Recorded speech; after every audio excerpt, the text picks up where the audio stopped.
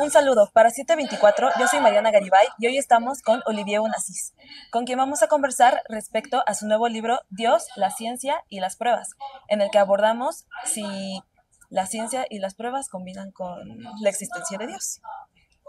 Bonjour Olivier, Bonjour Mariana. vous étiez athée quand tu avais 20 ans, mais aujourd'hui vous êtes de la foi. Qui a changé ou pourquoi? Alors quand j'avais 20 ans, j'étais pas croyant, mais j'étais pas complètement athée. J'étais plutôt agnostique. Et je pensais que les croyants croyaient des choses qui n'étaient pas rationnelles, que c'était pas raisonnable de croire. Et c'est ce qu'on entend dans les médias, ce qu'on entend dans les discours dominants. Et en fait, à un moment, j'ai eu dans les mains un livre qui m'a dit qu'il y avait des raisons rationnelles de croire en Dieu, mais aussi en Jésus. Et j'ai pris le livre en me disant, je vais trouver la faille en 5 minutes. Je vais trouver où est le problème.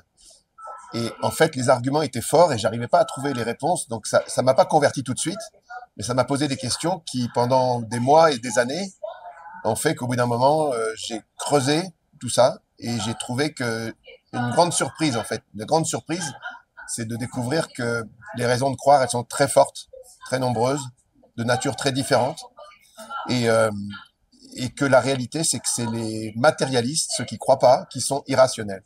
Ok, ok.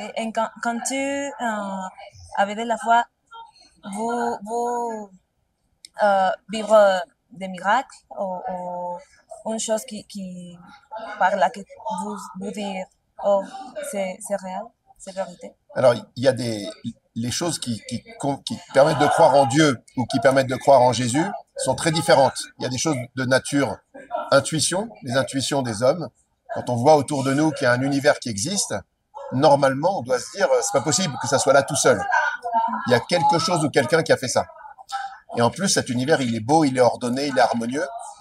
Et en plus, l'homme lui-même, nous, on est un miracle. Nous-mêmes, on est un miracle. Parce que c'est pas normal qu'on mange des carottes, ça devient des yeux, on trouve ça normal. C'est pas normal du tout. Donc, le monde est un miracle, les hommes sont des miracles, et puis il y a des miracles comme Guadalupe ou le linceul de Turin ou les apparitions de la Vierge Marie qui sont d'autres types de miracles. Mais il y a aussi des raisons de croire rationnelles différentes, c'est-à-dire la science, par exemple, donne des raisons de croire en Dieu, indépendantes des miracles, donne des raisons de croire que l'univers a un commencement et que l'univers est très très bien réglé dans tous ses aspects.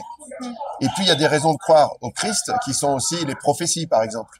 Les prophéties qui ont été faites en Israël, ou les apparitions, ou les miracles, ou toutes sortes de choses, les guérisons, toutes sortes d'histoires providentielles aussi. Jeanne d'Arc, je ne sais pas si vous connaissez Jeanne d'Arc, c'est une histoire incroyable. Okay. Voilà, il y a beaucoup beaucoup de choses en fait. Okay. La science est la meilleure chose au chemin pour connaître Dieu, pour comprendre Dieu. Alors non, pas du tout. La science n'est pas un chemin. La plupart des gens qui croient en Dieu, c'est pas à cause de la science.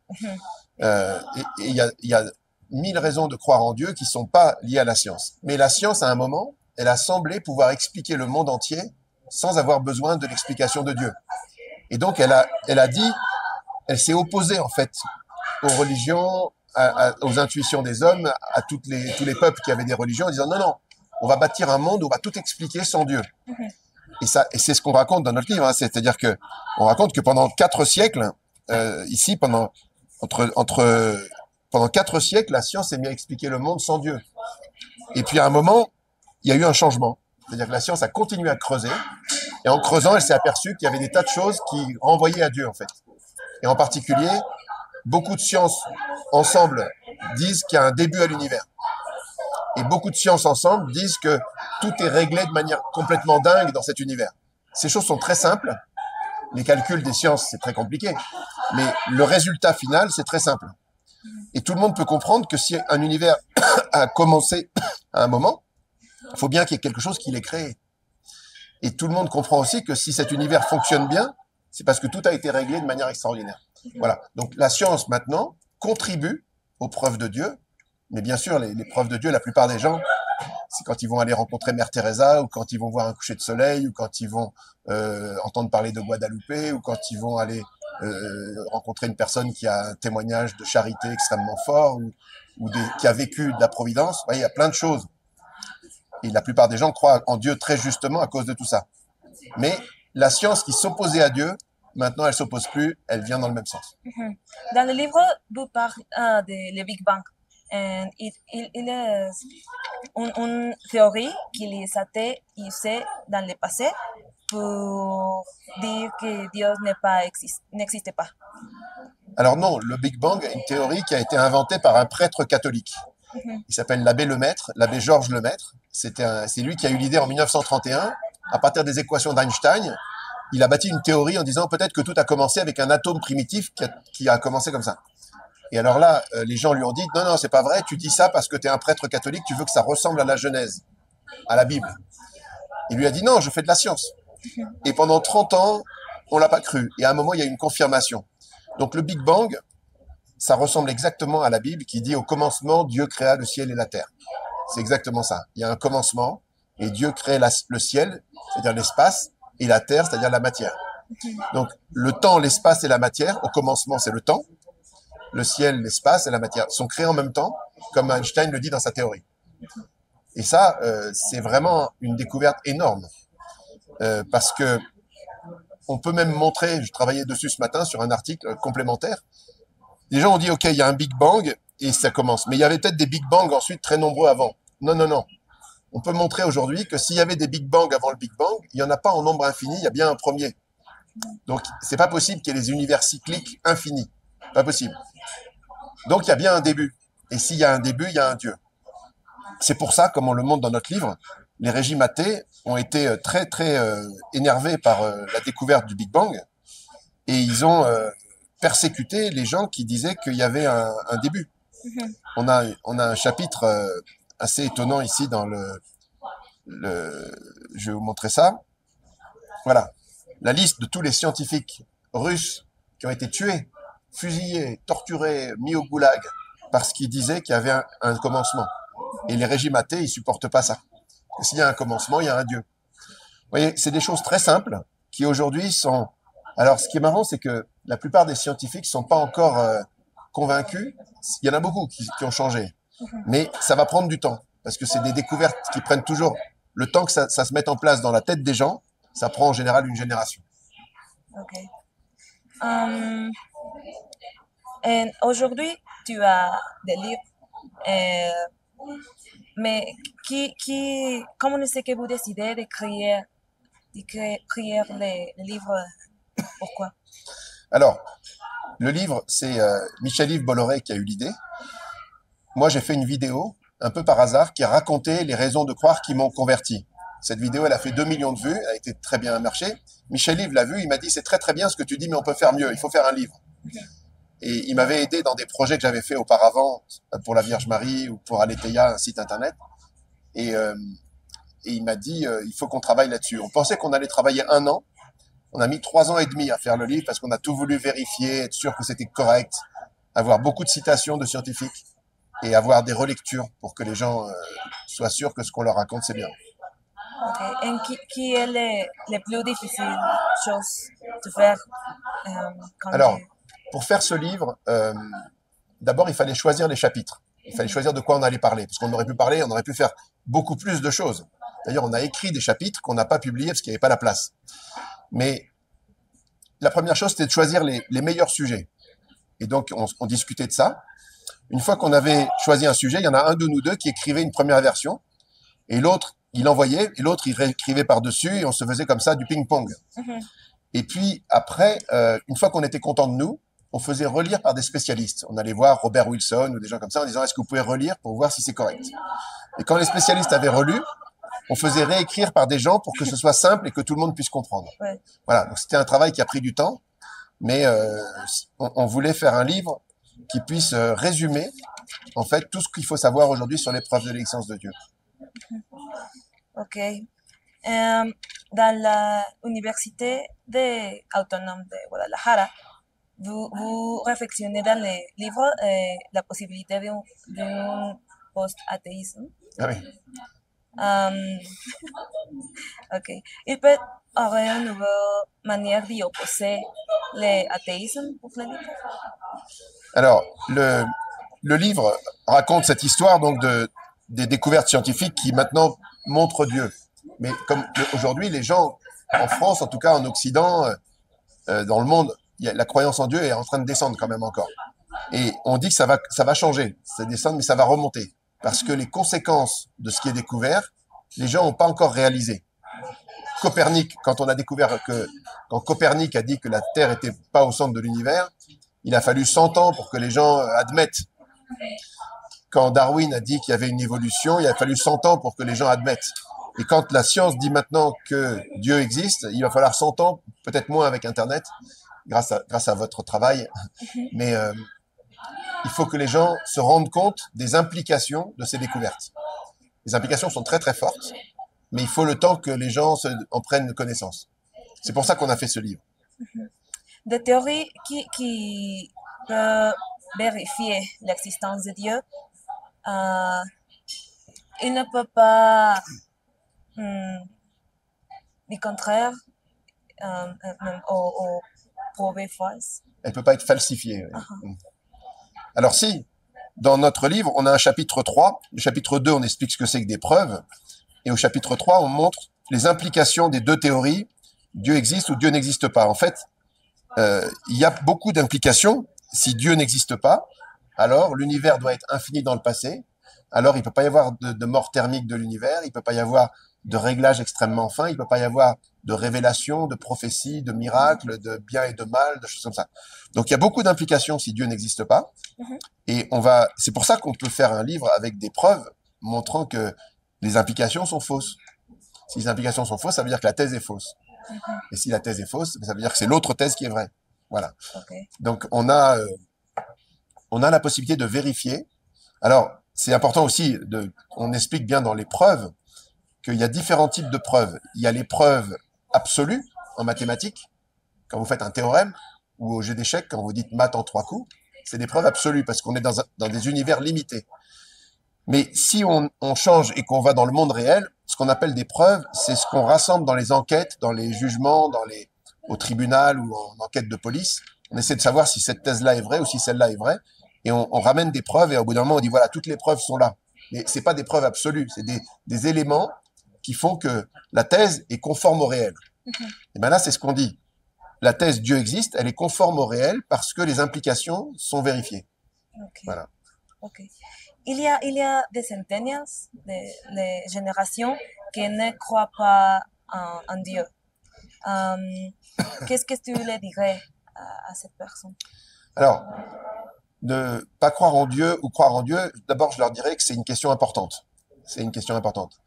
Parce que si Dieu n'existe pas, s'il n'y a rien d'autre que l'univers matériel, la vie n'a aucun sens. Il n'y a pas de but, on va tous mourir, on va tous disparaître, et dans 100 000 ans, il ne restera rien. Donc, cette vision athée du monde, elle est très désespérante, elle est très noire. Alors, si c'est la vérité, très bien. Mais la question, c'est que c'est pas la vérité. Et on peut le savoir. Alors, la question d'abord est importante, parce que si Dieu n'existe pas, le monde est triste. Si Dieu existe, c'est pas du tout pareil. Parce qu'il y a une éternité, il y a un moment où on va pouvoir vivre des choses pour toujours, qui ne passeront jamais. Et donc ça change tout, parce que ça veut dire que sur la Terre, on construit l'éternité. Et là, ça a une perspective infinie. Donc, la question est importante, premièrement. Deuxièmement, les gens croient que cette question, on peut pas la trancher. C'est pas vrai. L'Église catholique ou la philosophie classique dit on peut trancher la question. Avec son cerveau seulement, Platon ou Aristote, ils ont dit Dieu existe. Parce que le monde, ils utilisaient des raisonnements de philosophes, pas de scientifiques. Ils disaient tout ce qui existe, là, les tables, les chaises, ça pourrait ne pas exister. Mais pourquoi ça existe? Parce qu'il y a une cause qui donne l'existence. Et cette cause, elle a peut-être une cause, et ainsi de suite. Et au début, il y a bien une cause première qui donne l'existence à tout ce qui existe. Et donc ça, c'est très puissant, en fait, quand on réfléchit. C'est-à-dire, tout ce qui nous entoure autour. Leibniz, le grand philosophe, posait la question, pourquoi est-ce qu'il y a quelque chose plutôt que rien? Il pourrait y avoir rien. Mais non, il y a des choses qui existent. Et ces choses qui existent, c'est pas normal. Elles sont créées. Donc il y a bien un créateur. C'est assez simple, en fait. Il y a un créateur de tout à chaque instant, qui maintient tout dans l'existence. Il y a un créateur aussi au début de l'univers, et il y a un créateur qui a tout réglé pour qu'on soit là. Ça, c'est ce que nous dit la raison. Et c'est pas d'aujourd'hui, parce que dans la Bible, si vous allez dans le livre de la sagesse, on vous dit, la grandeur et la beauté des créatures font par analogie contempler leur auteur. Ou dans Saint Paul, on vous dit au Romains 1, chapitre 1, verset 20, que Dieu se fait connaître par ses œuvres, que les œuvres prouvent l'existence de Dieu. Donc déjà, Saint Paul le disait. Mais saint Thomas d'Aquin l'a dit aussi, toute l'Église l'a dit, et toute la réflexion, l'intuition de tous les hommes, c'est que tout ça n'existerait pas si quelqu'un ne l'avait pas créé. C'est tout à fait intelligent, tout à fait rationnel. Alors, celui qui ne croit pas en Dieu, ça veut dire qu'il pense que tout ça s'est fait tout seul. Il faut bien qu'il aille au bout de ce livre. Il verra qu'être athée, c'est très compliqué aujourd'hui.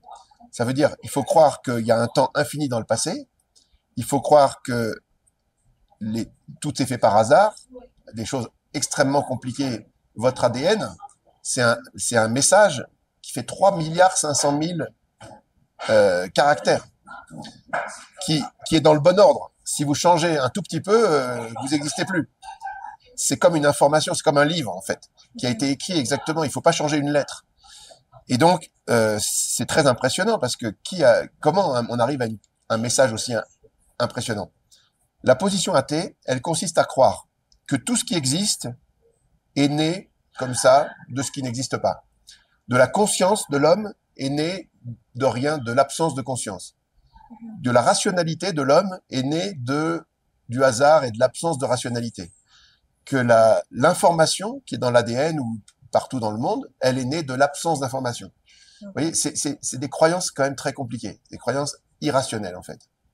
Donc, ce qu'on peut dire à un jeune qui ne croit pas en Dieu, c'est premièrement, la question est importante. Deuxièmement, renseigne-toi, lis le livre et demande-toi s'il y a des bonnes raisons d'y croire. Et puis, ressens les choses sans a priori. Parce que les traces de Dieu, elles sont partout. Elles sont de l'ordre de l'intuition des hommes, de la philosophie ou de la religion, mais aussi de la science. Et puis, ensuite, dans tout ce qui concerne la révélation chrétienne, il y a aussi...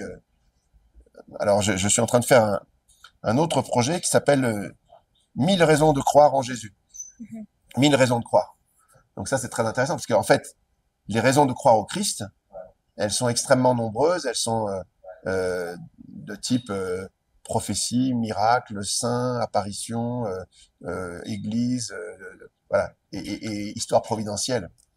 Donc là aussi, il y a énormément de choses. Et si on reste dans son coin et on s'en rend pas compte, mais Jésus a dit, qui cherche trouve. Donc il faut chercher. Et aux jeunes, on vous parlait, je lui dirais, cherchez, vous allez trouver. Ok. S'il existe un Dieu, il aura un fin du temps, de l'univers. Alors l'univers est programmé pour que, effectivement, au bout d'un certain temps très long, mais limité, la vie soit plus possible dans cet univers-là. Donc tout a commencé, puis il y aura une forme de fin. Ça oui, c'est dans très longtemps, hein, dans des milliards de milliards d'années. Mais quand même, c'est impressionnant de le savoir. Ça veut dire que c'est pas ici que se trouve l'éternité. L'éternité, elle est en dehors de l'univers. Il y a des choses qui existent en dehors de l'univers. Par exemple, les mathématiques, ça n'existe pas dans l'univers. C'est pas matériel, c'est pas lié à une date, ou c'est intemporel, c'est autre chose. Dieu aussi est en dehors du temps, de l'espace et de la matière. Et la vie éternelle est dans un autre espace, heureusement, parce que si on vivait une éternité dans cette terre, on serait très malheureux. Parce que rien sur la terre ne peut combler le cœur de l'homme. Au bout d'un moment, on en a marre. La vie sur terre n'est pas faite pour. Il n'y a pas assez de. Le cœur de l'homme aspire à l'infini. Il n'y a que Dieu qui peut combler le cœur de l'homme. C'est ce qui est marqué dans le catéchisme de l'Église catholique. Une phrase de saint Augustin qui dit « Tu nous as fait pour toi, Seigneur, et notre cœur est sans repos tant qu'il ne demeure en toi. » En fait, on est fait pour... On a un désir infini. Les choses de la terre ne peuvent pas nous contenter. Et donc, on est de passage dans cet univers, et la véritable vie, elle est éternelle et après notre mort. Ok. Dans la version en français, en Espagne, en Italie, il avait un chapitre de la Virgen de Fatima. Euh,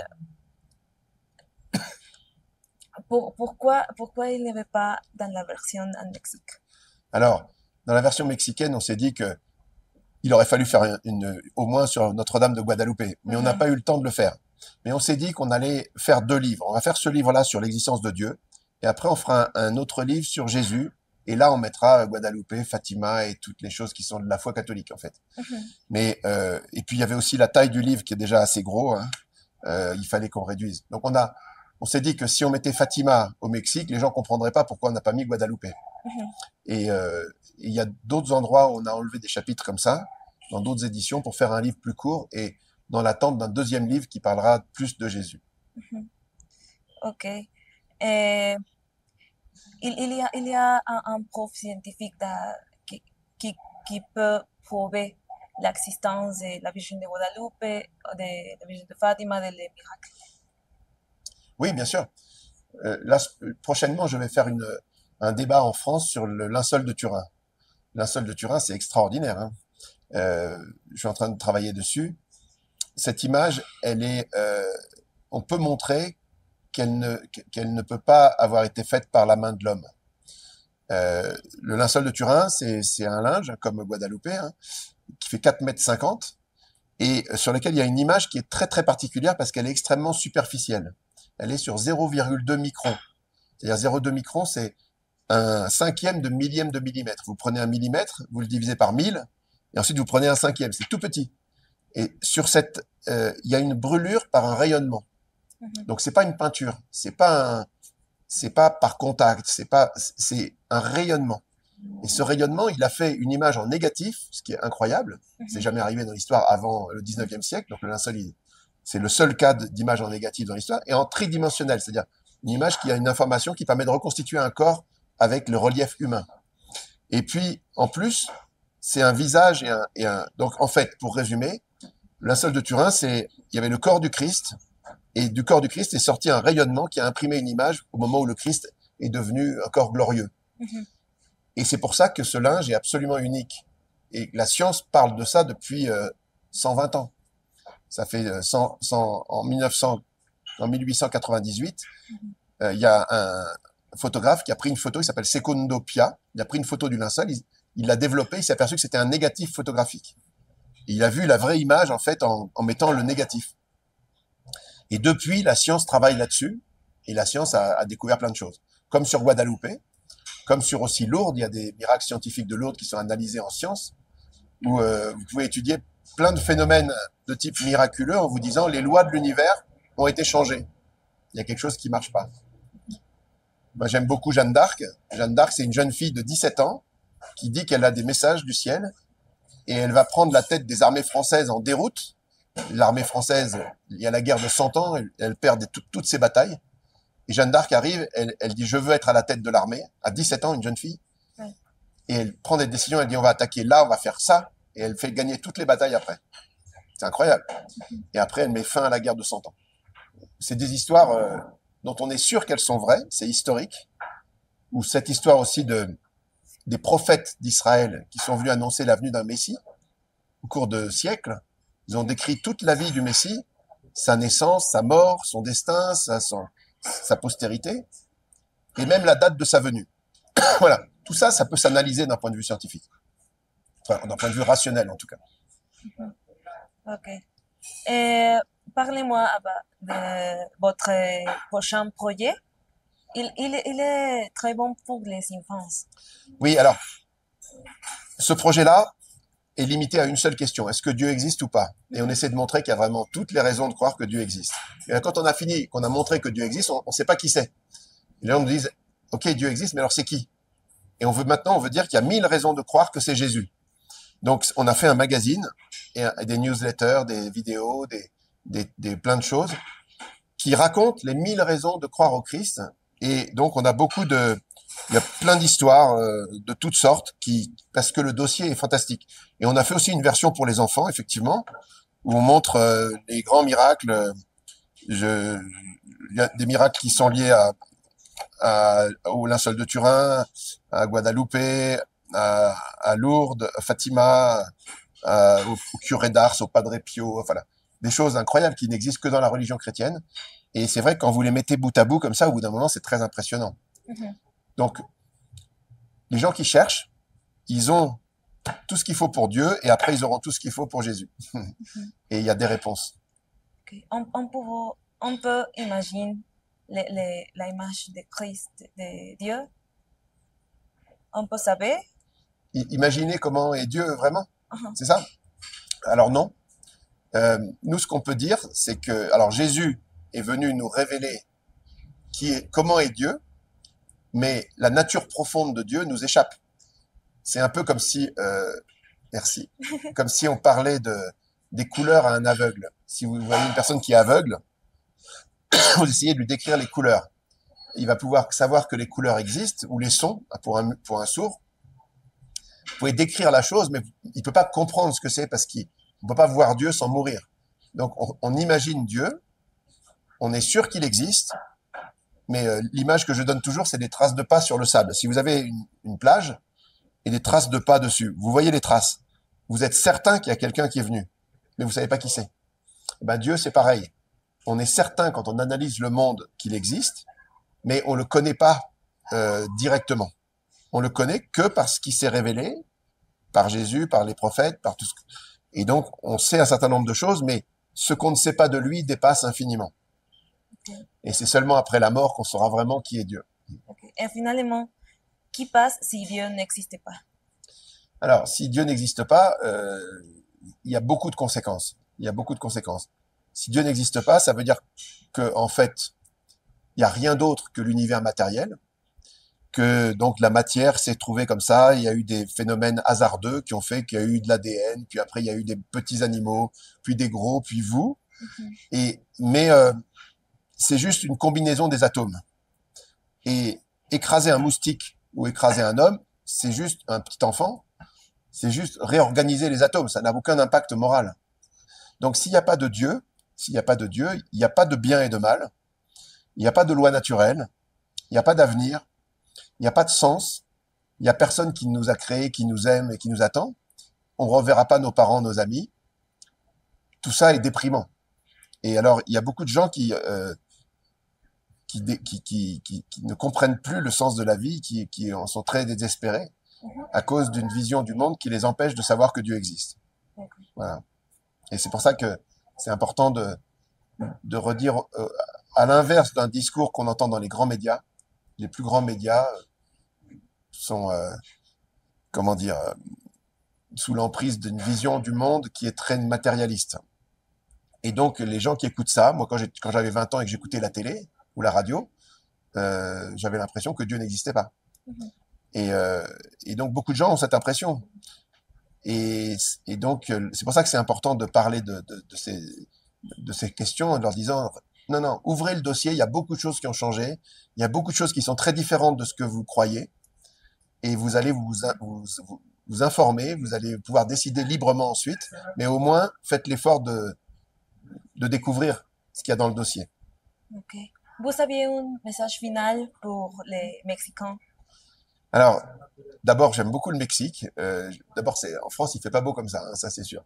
Et donc, j'aime beaucoup les Mexicains qui sont très chaleureux. On était à Guadalajara là, pour la fête du livre, qui est la 3e plus grande fête du monde, pour le livre dans le monde entier. Et on a eu beaucoup de rencontres très intéressantes. Voilà. Donc, j'espère que ce livre aura un bon succès au Mexique et que ça déclenchera toute l'Amérique du Sud après. Puisqu'on est le Mexique, c'est le premier pays en Amérique du Sud. Après, on va faire les autres pays, j'espère.